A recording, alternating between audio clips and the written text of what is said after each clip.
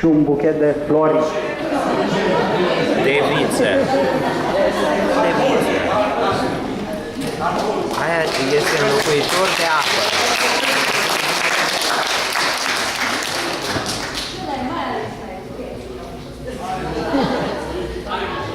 Ieri am fost la o degustare de vinuri și foarte important este când degusti vinul să simți și buchetul și la domnul Gheza Vala ne invita să simțim buchetul neapărat și care nu-l simțea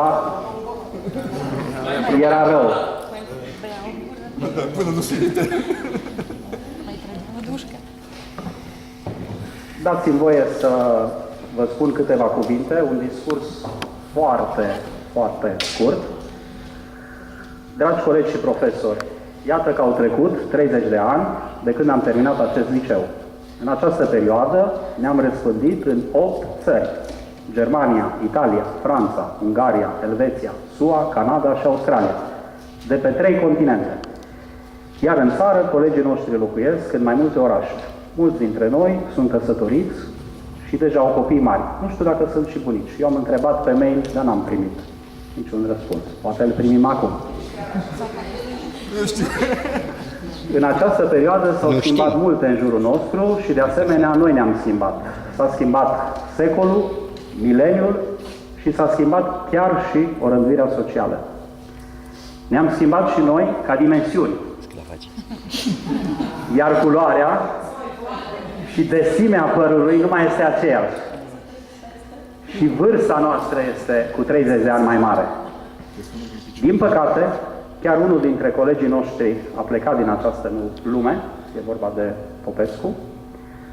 Au plecat și unul dintre profesori care au trecut într-o altă lume.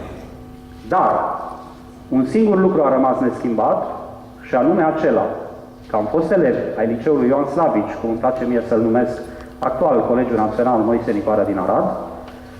Ne amintim cu plăcere de anii petrecuți în acest liceu, ne amintim atât de activitățile din clasă, cât și de cele sportive, petreceri, excursii, năzbâtii, chefuri. Ne amintim de profesori și, în special, de doamna diriginte și de domnul diriginte. Le mulțumim pentru sfaturile lor și pentru grija care ne-au purtat-o în anii de școală. În decursul anilor care au trecut de la absolvirea liceului, am păstrat legăturile între noi. Unii dintre colegi sunt acum soți și soție și avem mai multe exemple. Alții s-au înrodit în alte moduri, nași fiind.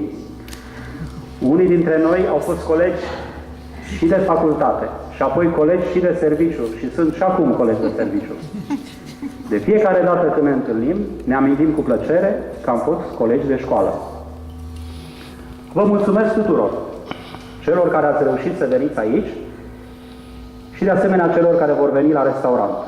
Mulțumesc în special celor din străinătate, care sunt mulți, dar au venit puțini și au făcut eforturi să ajungă. Mulțumesc și cei cărora n-au reușit să vină, dar mi-au trimis mesaje care o să le citesc. Mi-au trimis gânduri, imagini diverse despre ei. Cu toții ne vom bucura că suntem din nou împreună, chiar dacă doar pentru câteva ore. Vom vorbi despre întâmplări din vremea liceului, despre ce am făcut în acest timp, despre ce vom face în viitor și ne vom aminti cu plăcere că odată, în mileniul trecut, am fost colegi de liceu la liceul Ioan Slavici din Arad. Vă doresc petrecere frumoasă, ședere frumoasă pentru cei care n-au mai fost în Arad și în România de o perioadă și să ne revedem sănătoși cât mai curând și cât mai mulți. Vă mulțumesc!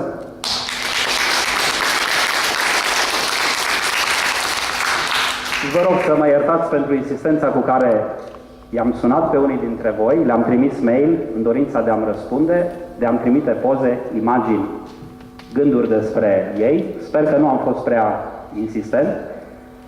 Din păcate, față de cei care trebuiau să vină tot mereu sau mai îndesit lista celor care nu vin. Ultima seară mi-a trimis un mail Dan Matea că nu poate să vină nici la școală.